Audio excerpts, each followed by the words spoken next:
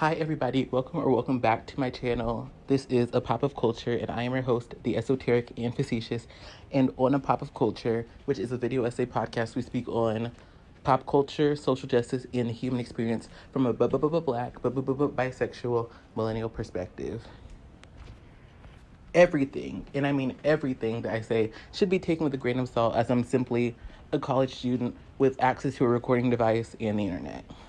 With that being said, my youth shouldn't be your sole reason to critique me unless it's truly relevant. If you want to debate anything that I say in my videos, let's feel free to have a civil conversation in the comments below. Side note, if you are new to this channel, I also have a cover channel called A Pop of Culture Sings, where I sing contemporary R&B, throwback R&B, pop music, whatever I'm feeling, whatever you're feeling. So if you want to hear some good singing or maybe even some good singing, then definitely feel free to check that out. My cover channel will be linked in the cards. It'll be linked in the description, and it is featured in the channel section on this channel. I upload 2 times a week to this channel and 2 times a week to that channel. I also do parodies over there. So with all that being said, let's get into the video. So as you read from the title and thumbnail, this is the top 10 experiences that turned me atheist, or the top 10 stories that turned me atheist. This is part 2 of my video, so if you want to see the first few stories, go to that video. I will leave it linked in the cards in the description, and it's also the upload on this channel right before this, if you want to search chronologically. But as I said in the first video, what truly turned me atheist was critical thinking and evaluating the belief system given to me and seeing that it didn't need to exist for life to make sense. And it made more sense that it was invented to try to make sense out of life rather than existing before life. With that being said, let's get into the next story. We are actually on number 5 because I realized I didn't count correctly in the first episode. So we're actually starting to get to the more serious stuff that may, actually, make y'all feel like, oh dang, like, wow, they really said that. So let's get into it. Story number 5. So basically at the church that, I attended with my parents, there was the bishop, and the bishop, he was like pretty much, he had been the main pastor there. And basically, his wife, who he was obviously married to, she was slowly but surely upgraded from just being the first lady to being the co-pastor. But the bishop, as the man, was somebody who a lot of the younger men in the church, even like men who are like in their 40s, a lot of these men looked up to him because he was, seen to be very wise, to be, just somebody who was very loving. One of the things you'll see, especially with like a lot of black men, is a lot of black men, in their younger days, they're going to be, that type where, they may not hug, their male relatives, like their brothers, their father, until, maybe there's a loss in the family, or, maybe, something bad happens, or, they just mature and, feel more comfortable showing love to, their male relatives or whatever. So I feel like a lot of times by, the time a man, has become a father, a grandfather, a lot of the times, these men, they'll kiss their sons, they'll, hug their sons, they'll hug their brothers or whatever, because they won't really have that feeling that a lot of these younger men may feel of, showing love to other men in a platonic or non-romantic way. Like a lot of them, by the time that they're in their 50s, their 60s, a lot of these men, they kind of aren't really, they don't feel like that sense of shame or this makes me less than a man, because, they've been a man and they've, created their own, rules for masculinity, their own brand of masculinity. So basically, a lot of men in the church really enjoyed Bishop because, he was a great speaker. He was very charismatic, very loving. So basically, I remember, like, when I was younger, like, he was just, that type to just love on people so much. So I remember he'd even, like, kiss men on the lips or whatever, but, like, in, I guess, a platonic, loving, like, I'm your pastor way. And, some people might try to say, that that's suspect or whatever, but I personally feel like he was kind of doing it out of a fatherly love. Like, I'm, like, in a way that, like, a father may, kiss his son on the on the forehead, when he's going to sleep or whatever. Like, he would just basically, like, he was just one of those people who's very loving. He'd love on anybody, whether it be, like, little babies, like, he was just, like, that type of loving pastor. And a lot of the men who were, like, a part of the men's ministry, the, deacons, a lot of people really looked up to him for that, for, like, that loving, kind of all-encompassing love that he had for people, because, he wasn't, worried about what people thought of him. He was just, doing, what they viewed as, like, the Lord's work.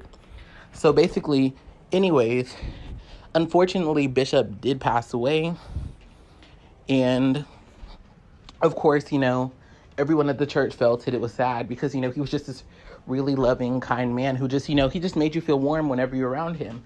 So basically, they would like everyone to speak fondly of Bishop, when, ever they brought him up, because, obviously his wife, who was the co-pastor, became the senior pastor, which, didn't go off without hitch.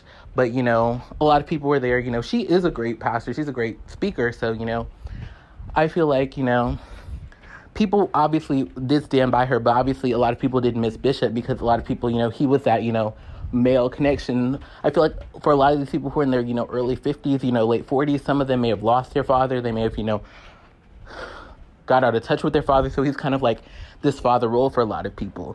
So anyways, they were talking about Bishop one day, in church, and, I think it was on a man's day, like, because they have Father's Day would be the men's day or whatever. So basically what they were doing was they were trying to commemorate him and what he'd done for the church and what he did. So basically they were trying to, I think this may have been the altar call. Like, they may have been trying to get people to join the men's ministry, or to just have a man's prayer to get the men to stand up and quote unquote be men or whatever. So they would try to bring up Bishop, because obviously, a lot of people loved Bishop because he was just so loving and kind to everybody and warm to everyone.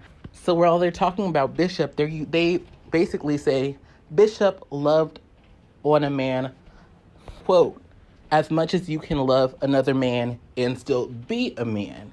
And they said this very clearly and very, the person who said it was very articulate, and so there was no doubt in what they said. And I think one of the reasons why this stuck with me was there was this clear line that they were trying to draw, where basically for somebody to be a respectable, whole man in their eyes, a man could not love a man could not be, like, attracted to a man, and these things of that sort, and still consider himself to be, like, a real man. And I think for me, this moment was just very sad, because I feel like, and obviously I'm, Bishop is no longer here for anybody to, say, what his views were on things, so he may have, co-signed on what they said, but I guess for me, I feel like it just felt wrong to use a deceased church leader as a way to push, this idea of heterosexuality as what being a real man is. And I think for me, like, I'm not going to go too much into this because this is a story time video, but I feel like a lot of this kind of real men mindset of real men do this, real men do that. Like, I think that a lot of this stuff kind of can wear down a lot on Black men, like their self-esteem, their ability to, because it's like when we create these like hard and fast definitions of what being a real man is for Black men to live up to, it's kind of like, well, if let's say there's somebody who's queer who's growing up in this church, it's like no matter what they do, they can, make the wise decisions when it comes to themselves, their career, their finances, finding a partner. They can do all the things, quote unquote, right, but in their eyes, they'll never still be a man. So that story just stuck with me because, like I said, unprovoked attack of queer people in using the death of a church leader to justify homophobia. So that was, I believe, number 6. The next story is another fun one. So basically, we would have these lock-ins, like, the youth would have these lock-in services or whatever. And basically, you'd go, like, instead of, you just, well, I had parents who, wouldn't just let me run off with, my friends, as a high schooler. Honestly, I'm like, I may have had my license by now, but I don't know. But my parents were never the type to just let me run off or whatever. But, basically this idea that, the middle schoolers and high schoolers would come for a lock-in and basically be, all night long. Like the Mary Jane girls, like all night long.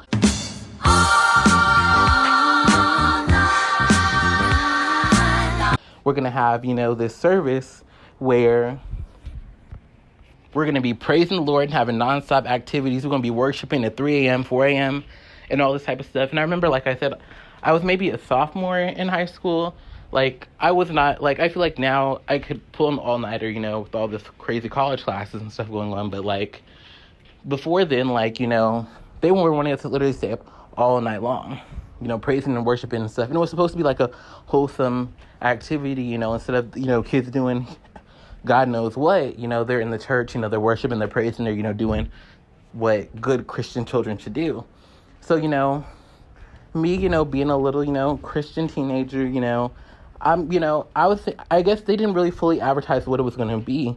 So I thought, because sometimes they'll have rather secular events or whatever. So they'll, maybe have, some, like they had before school started, a few years, they'd have like a kind of a fair carnival thing where, they may have cotton candy, they may have, popcorn, movies, snacks and stuff. So, I invited my friend, my friend who was not raised up in religion, who's atheist as well or whatever. And, I invited him thinking, oh, this is going to be fun. We're going to be, eating some popcorn, watching movies. We can have a good old time or whatever. I didn't think we was going to be sitting here praising and praising and praising, all the night long. So, my friend, I know he's probably watching this video. So, he remembers this too. But, I'm like, I'm sorry. I didn't know what was going to go down. But anyways, we had, a lot of different sections and things going on, but the thing that I remember most clearly is there was this section, like, because they split up the boys and the girls or whatever, and this was to have, like, how they do that, in 5th grade, they split up the boys and girls, and we're going to have one of those conversations. So basically, we had gotten split up, and, we were going to have this conversation. And in reality, a lot of times, in church, these aren't conversations. They're, older people talking to you, talking at you, and telling you what you should do and what you should think and all those types of things. So basically, I remember, like, this was going to be one of those conversations about, sex, like sex, like, we're going to talk about it. So basically, they got all the boys, probably middle school to high school, and then basically they were kind of just talking to us. And I remember they were talking to us, I guess, about, being attracted to women and, dating and sex and all this type of stuff. But of course, it was through a Christian lens. So basically, it was kind of like this idea of, the abstinence and, you got to control yourself, you little whippersnappers. But at the same time, it was still like, how do I put this? So basically, they were like kind of talking about, like, I know y'all are, y'all are boys, you're thinking about women. Then he actually, like, that was what the guy was saying. He's like, y'all are boys, you're young. You're kind of going through that stage where, you're thinking about girls and thinking about things. But then here's the part that sticks with me. Like, he thought about it for a second. And he kind of, I guess, wanted to make sure, there was no trickery afoot. There was no, queens in here, who were, thinking about things other than, good old women's or whatever. So he was like, so he kind of thought about it, and he's like, actually, y'all thinking about women? Y'all thinking about women? Raise your hand if you've had thoughts of women. And, literally, everyone's kind of, looking around and, just kind of like, because I feel like that it was very odd because, like I said, like, it's like these people, ages, grades 6 to 12, like, you don't really talk to, these people, especially strangers, about, your attractions. And the thing about it was, it wasn't just him asking, have you had thoughts of women? It was like, have you had thoughts of women? But it was one of those where it was like, you better say yes. Like, there wasn't like a, where somebody could raise their hand and be like, well, actually, da-da-da. Like, it was more like you say yes and we move on. And I think for me, this just stuck with me because it was just like I said, unprovoked.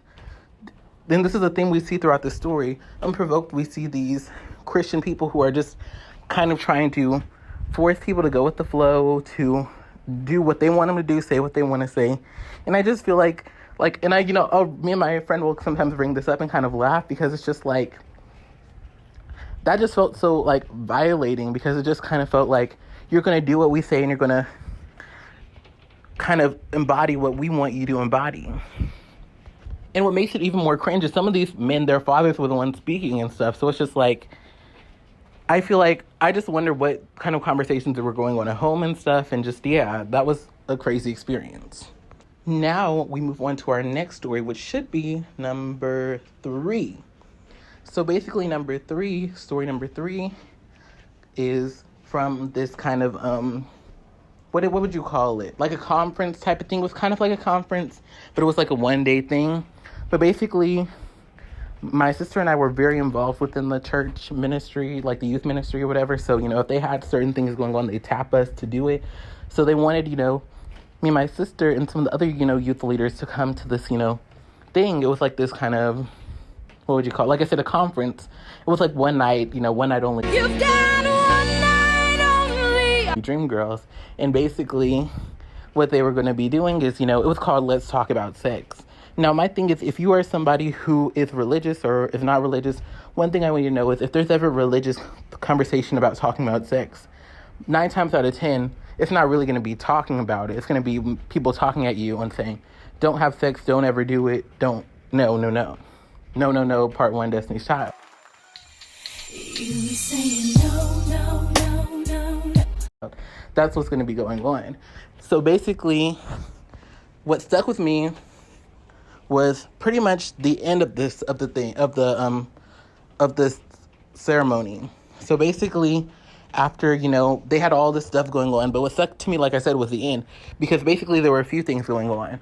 So basically, the thing that I remember most is like, first it started off with the food court metaphor. So basically, there's all these different items in the food court. If you've ever been to a food court in the mall, #pre-quarantine, then there's all these different places that you can eat from. But basically what the man was talking about was how there's all these different samples and snacks and things, especially like the teriyaki chicken, there's usually somebody out there with, toothpicks, trying to get you to sample the teriyaki chicken so that you'll try it, or, other various foods. I know that Smoothie King would do that. Chick-fil-A would sometimes do it. But basically what he was saying was, as somebody, like, I guess when it would come to, like, hooking up with people, meeting with people and stuff, he was saying that, I guess, when it comes to, like, people who are not your, godly match or whatever, like, basically what people would do, what he would do is, I guess if he had hung out with people or been with people and stuff, like, he was basically, I guess, equating, if you were to hook up with people and stuff, like, since those people, I guess, aren't what's good for you, it's not like, since it's the fast food, it's not, he was basically saying, since these people, they're not good for you, so like he would take that toothpick and like pick his teeth of it. So basically what he was saying is like, I guess if he was basically saying like there's a certain union, like partnership that God intends for you. So basically like if you were to, like these other people, what you need to kind of do is, even if like you were like at a plate, like if you were at the food court and you eat these samples or whatever, you try these samples, like you pick your teeth clean of them, because that's not the good food that you're trying to have for your meal. So basically, I guess what he's saying is like when you're dating, when you're going through dating and stuff, if people want to try to tempt you to have sex and do all these things, you have to, be stronger than that. You have to like I said, you may try the sample and I guess entertaining that person or meeting with them, but ultimately you use that toothpick to pick them out of your teeth, to pick you clean of them, because they're not, I guess what God intended, what God wanted for you. So that's the first thing that stuck with me, because I just, the idea of, picking away at somebody because I guess either they weren't, I guess what the religion tells you to do, or, like just acting like these people, these individuals who, obviously, like these are people who are real, who have worth, who have value. Like the idea of just picking them away, like, spare food in your teeth just was kind of disgusting to me, because it's like, these are people, and like this idea of like, and then we got to the prayer, and it was just this really weird experience, because basically during the prayer, or I guess it may have been them speaking beforehand, they're basically saying, God has a union for you, he wants a union for you, but it has to be like in this specific way. And he literally said, it is a union where if you're a man, where you're going to be in a relationship with someone who is a woman, who was born a woman, or if you're a woman who, you need to be with someone who was born a man, who's attracted to women, who was born a man. Like basically what they were saying was the only, like I said, like if the only way that for you to find a relationship and find love and to find sex and intimacy is through this narrow lens of if you're a woman, you have to be with someone who's an attractive woman who was born a man. And I think for me, it was just so annoying to me because it was just like I said, like, it's like this idea of, they know best, where, they can tell you what you need and also just invalidate, like if someone's attracted to, like, if they meet someone who they're attracted to who happens to be trans, like, oops, they're not good enough. Or if someone's attracted, they're queer and they're attracted to, like, oops, no, this is the only union that you can have. And here's where the irony came in. Literally, like, there were several speakers there who were speaking, a lot of them were kind of like those youth pastors who were, those people who were, like, in their youth, may have been PKs or pastors' kids who kind of fell on their feet, they kind of, had a child out of wedlock, did different things. Literally, all the people up there were people who had kids out of marriage. So I'm not trying to, be one of those people who, shames people for doing that. Because as long as, the children are, being cared for, provided for, as long as you're doing your job as a parent, I don't really think it matters whether you were married or not. But my thing is just like, you're telling us, we have to pick our teeth clean of, these people who aren't, what you say as the religion says we need to be with or whatever. But you yourself were doing all this stuff. And that's the funny thing to me. Like, it's like the people who are all for abstinence are the people who are either married or who did not adhere to abstinence or whatever, or who are, like, born again when it comes to, I guess, their abstinence or whatever. But that was just another experience that was very disturbing to me, because they were just, like, after the prayer, they just kind of hugged us, and, there was this, like, big elderly lady who, like, hugged me. I think she was, like, in African garb, and she was just saying, you're a prince, you're prince in God's eyes, and you're a king or whatever. And it's just like,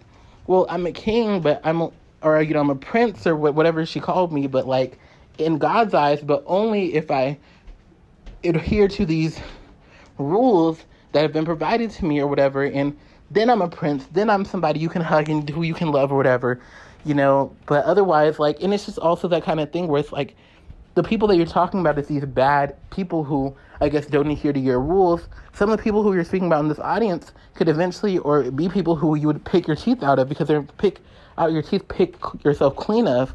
So that was just something that really was unsettling to me. Didn't feel too good, didn't like that experience. But let us get to before we get to number 2, we're going to have I'll say number 2, and then we'll have 2 honorable mentions, then we'll get to number 1. So number 2, and honestly, I debate between number 2 and number 1, but I think number 1 is a little bit more problematic. But anyways, let's get to it. So basically, number 2. So basically, the church would have baby dedications, when people would have a baby, a lot of people would want to have this baby raised up in Christ, and, like, brought up in the right way. So basically, in a baby dedication, the father's family, the mother's family, the little baby's there, obviously, like, the mother and the father come and they carry the baby. Then basically the godfather, the godmother, the father's family, the mother's family, they all come, and then the deacons, deaconess, and ministers all surround them. And basically, like, usually the people who have the child are going to be people who are members of the church. Sometimes it may be people who, maybe, had the child out of wedlock, or, they're trying to, were raised up in religion. They're just trying to come back and, get back into religion. I don't think you necessarily have to be a member of the church to have your baby dedicated, but, sometimes it works that way. But anyways, the baby dedication is a way for, you to bring your child up in God. And, if you were going, like, basically, they'll even give you, like, a baby's Bible so you can read it to the child and stuff. I guess so they can, from a young age, be read, the biblical words and things of that sort. So basically, like, the baby dedications were always, a happy time in the church. They would always, like, they'd sing, the song, Jesus loves the little children, all the children of the world. They are yellow, black, and white. They are precious in His sight. Jesus loves the little children of the world. It was a happy time because, the cute little baby, they zoom in on the cute little baby, and it was like, this happy, fun time. But basically, one time during the sermon, sometimes, usually the sermons, the pastor will just, say what they have to say. And, she won't go off script, but sometimes she will go off script, And one of the things, I guess, one of the times she got worked up because, I guess, homosexuality is one of those things that just, grinds her gears. So one of the times she was doing a sermon or something and or maybe I think she was just trying to, I guess, she was trying to talk about, I guess, how God would work through different people and stuff like that. So she was trying to say, God works in mysterious ways and blah, blah, blah, blah. So basically she was saying that, there was a baby dedication that was supposed to be scheduled. And she was saying, I think it was Saturday, because basically, like I said, the church, I said this in part one, the church will have staff members or salaried members. I'm not sure if this person was salaried, but I'm pretty sure they were because they were like a clerical person or whatever. But basically, what this person would do in the church was basically they would arrange things so whether it be baptisms, whether it be, pretty much anything in the church, whether it be like a wedding, because like the church was also a venue. So basically, whatever it was, people would, go through her. So basically people had to, signed up for a baby dedication. And basically, I guess, the person, she just said that she the clerical woman, she was saying, something had just been laid on her heart. Like the pastor was telling us a story that the clerical lady had said. But basically she said she laid on her heart because I think that next Sunday that Sunday the next day, they were going to, do the baby dedication or whatever. So basically she said something was laid on her heart to check the names or whatever. And she realized, I guess, that from like her viewing, they were two male names. So I guess it was two gay men who, had a child who, they wanted to, I guess, bring up in the religion and bring up in Christianity. So basically she just said, I guess, something in her heart, something in my heart, 𝘎𝑪𝒃𝒃, something in her heart told her, this was a problem, this we have to shut this down. So she said she felt like God had given her a message to take this, and he gave her a message we can't let this happen. Let this happen. We can't let this go down. So basically she was saying, the pastor was saying, thank God that he gave us a message so, we didn't let this happen. And I remember this just left a really bad feeling in my stomach because it was just I guess, because I feel obviously, the area that I live in, you don't see a lot of gay couples, especially gay couples with children. So it's this gay couple, and I'm pretty sure this church is a black church primarily, 99.9% black. So it's for a black gay couple, and with all the homophobia within the church, they wanted to dedicate their child, to God and all this other type of stuff. And the fact that the second they found out, they just of course, yeah, we can't do that. It kind of made me feel bad because it's if y'all believe that, this religion's true, then it's maybe you would want to, maybe to get this child, involved and plugged in to, get the blessing and all this other type of stuff. And it made me feel bad because I feel this baby didn't do anything. And I mean, I don't think the parents were at fault. I will say, I do think obviously the church probably has a right to, just churches don't necessarily have to marry same-sex couples, they don't necessarily have to dedicate babies to Christ. And I will say, I think there's probably, if that black gay couple, I feel I don't know, it's kind of one of those situations where I feel they probably could have, said, because I feel there's those times where you there's certain things where you ask for forgiveness rather than for permission. But I feel in this case, if I was going to be sitting here doing something like that, I would want to say, hey, be my partner, my male partner, if that was something that I was going to do.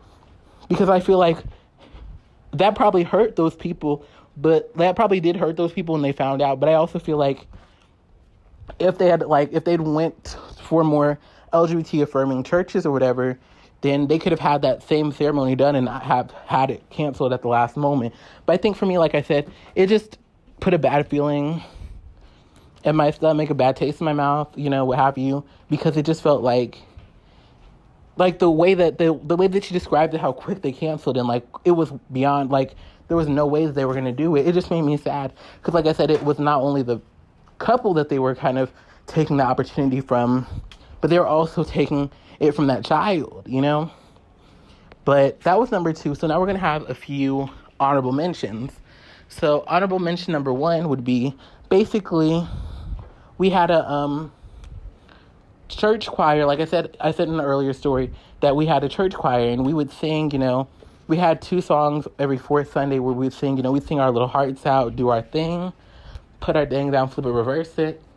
I don't know if we were doing all that, but we would sing, our 2 little songs. And basically, we had, rehearsal on Wednesday, rehearsal on Saturday morning, or basically Saturday afternoon. And then we'd have a rehearsal right before the service on 4th Sunday. So basically, let's see. One of the things that I remember from the choir director and was basically, he would always reiterate this, because basically 8-year-olds to 18-year-olds were in the choir, like age 8 and up for the youth choir. So basically, one of the things that I guess always was uncomfortable for me was basically this idea, like they would always remind us, 8 is not too young to die. 8 is not too young to go to hell. Like there was this idea, like by the age of 8, that you were no longer, I guess, innocent enough, or, where basically, like, if you were under 8, and obviously different, groups are going to think different things. So Baptists may have one view on this, Methodists have a different view on this. It depends on who you are and what you believe. But I just remember, like, just being constantly reminded that, like, an 8-year-old could die, and, like, the fact that, like, people legitimately thought that an 8-year-old could, like, deserve eternal damnation in hell, which is crazy to me, and it never sat well with me, because he was just kind of like, well, if you want to, you better give your life, or, it'll be roasting in there. And it just was, for me, was just mind-boggling, because it's just like, the gentleman, he was a father, so it's like, you legitimately think that your children, when they were 8 years old, could have done anything to deserve that. That was just one of those things that just never sat well with me. So, next honorable mention. When my sister and I, like, we had, decided, it was time for us to get baptized, we wanted to, be born again, we wanted to, be born again in Christ, and, to have this Holy Spirit within us and all of those things. So we actually, we went down, to, like, when they had the altar call where, they asked people if you want to be born again, if you want to be saved, all those things, we answered the questions, went through the process. But basically one of the things I remember was we were supposed to have a baptism class. And basically the baptism class was supposed to be a place where, you talk to, one of the, church leaders, and, they basically explain what baptism means, what it's going to do, da-da-da-da. So, we were like, okay, I think our parents dropped us off, all the family's excited, they're going to come and see us get dunked in the water, all that type of stuff. So, it was happening, everything was going on. Like, we went to the church, we found, like, one of the deacons or whatever, and he, talks to us. And I guess for me, I didn't know if we were going to take a quiz, we may have brought, like, a pen and paper, We were like, those, honor roll students. So, we trying to, do it right. But basically what ended up happening was, he may have talked to us a little bit about baptism, or he may have talked about us, like, what time we need to be there, wear white clothes, different stuff like that. Obviously to, my sister, make sure to wear, I guess, double layer undergarments or stuff, or, something like that. Because, sometimes if people don't wear the right thing when they're dunked in the water, they can get exposed, certain body parts, whatever. But anyways, what I remember most is, we went from talking about, baptism and, religion and, what baptism means and what to suspect, to pretty much to him kind of going off on this, tangent on all this full-blown conspiracy theorist stuff on, celebrities devil worshipping and, Beyonce and, Oprah and all these other people, and they're the Illuminati and da-da-da. And I remember, like, I didn't put this as a major story. I put this in the honorable mention because, like, I feel like the other things, there was more to it. But this just kind of, like I said, it was just kind of eerie, because it's just like for me, I feel like a lot of us went through, like, who are, younger, went through a quote unquote, like, phase where you, like, were basically, because there used to be videos on YouTube. YouTube doesn't allow a lot of this content anymore, which is good. But basically, they're like, maybe 2011, 2010, there was a lot of videos on YouTube where it'd be like, Rihanna, Illuminati, like, Rihanna, like, Rihanna umbrella reversed, or, the Illuminati, like, the history of the Illuminati, like, the little eye with the triangle thing on it or whatever. And basically, looking, like, I've actually read into some of the stuff, like, online recently, and it's like, you can kind of obviously see how a lot of these photos are horribly edited, like, trying to superimpose, like, Beyonce's face onto, like, somebody else's, like, triangle symbol or whatever. But when I was younger, like, of course, like I said, like 2010, 2011, it's like, oh my gosh, like, oh my gosh, this evil organization's gonna, kill us all, and da, da, da, and oh my gosh, and da, da, da. And it's like, for me, like, I clearly, like, very quickly, like, the critical thinking hit me, and it was just like, obviously, I'm not rich and famous, so I can't tell you what goes on, but it's just kind of like, of all the people who've been rich and famous, or who've been in these spaces, like, do you legitimately think that there would never be a whistleblower, somebody to call this stuff out, or whatever? So, like, I think there was, like, a week where I was like, oh my gosh, Illuminati, da, da, da. And then it's like, a little bit later, logic kicks in and you're like, oh wait, no, this isn't real. Like, people would have noticed, like, something would have happened by now. Like, so pretty much hearing this 40-plus-year-old man, because I'm pretty sure he may have had some gray peeking through thin, no shade, like, who's married with children and stuff, an authority figure in the church, buying into this stuff, it was just, like, eye-opening, because, like, it goes all the way up, It was crazy to me. But let's see. Another honorable mention was basically, like, they would have these business meetings where basically the church, like, their finances would be talked about, different, where the ministries are going, different stuff like that. Like, they have a quote-unquote transparent conversation. And I remember sometimes people would, get up and ask things or, ask questions, challenge things or whatever, like, oh, I didn't like this, or I didn't like that, or whatever. And basically, in a lot of these churches, it's kind of like their way or the highway. So I feel like a lot of times, it's like you may speak your criticism, and obviously this isn't every church, but a lot of times with these churches, they may, do a little something, but, if there's a lot of, like, if there's a big concern, or, like, a lot of people who say something, like, certain things they will change.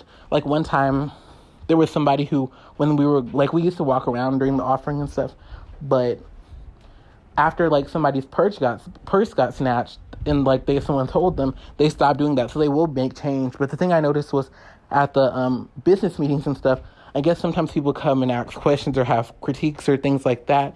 And one thing that I noticed was, like, after one of the meetings had happened, and, like, there was somebody who I guess raised concerns or something, somebody said, like, they basically said, if you're going to come to the business meeting, you need to come to listen, and you need to, like, pretty much, whereas before it was a meeting where it was supposed to be a conversation, like, now it's like, no, you don't, if you haven't, like, you ain't need to come up here and have an issue and try to da-da-da.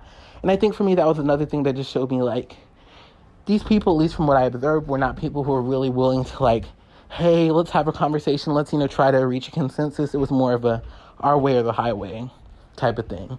So we're going to get to the biggest, most sad, and most unfortunate story that I have to tell y'all. It's been a ride, it's been a journey, but here we are at number 1.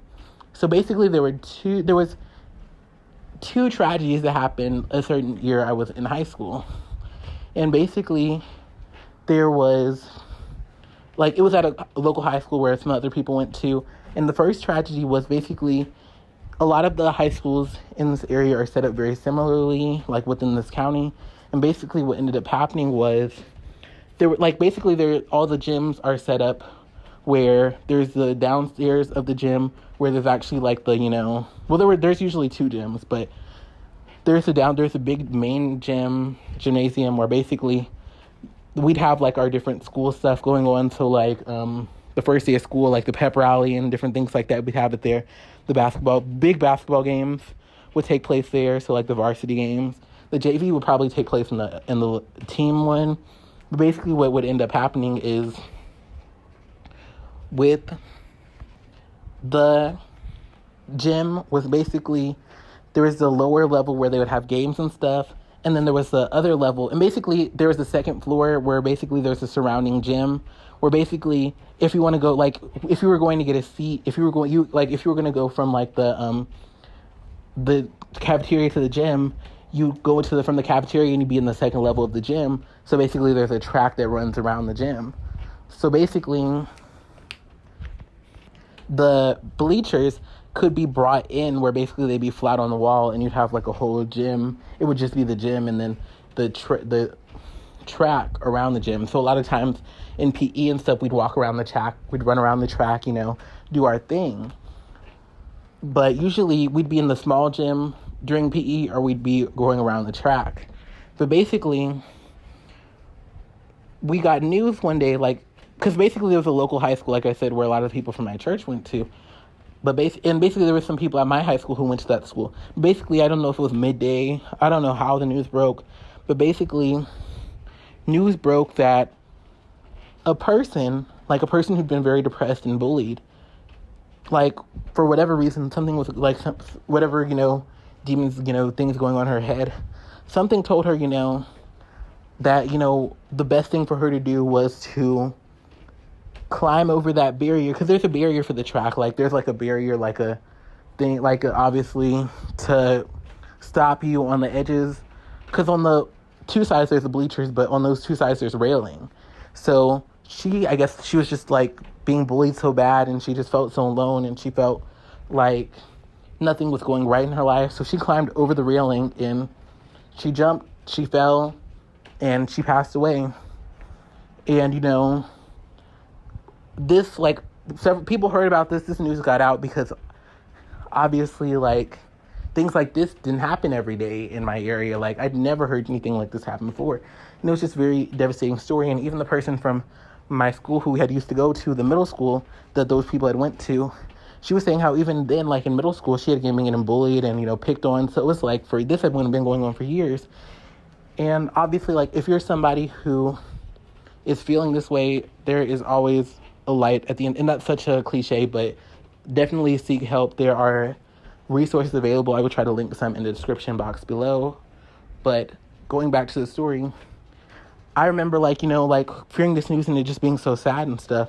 And, basically, I remember, like, this was on a Wednesday. So on Wednesdays we had, our Bible studies. So I think it was 7 we'd go. I'm not sure.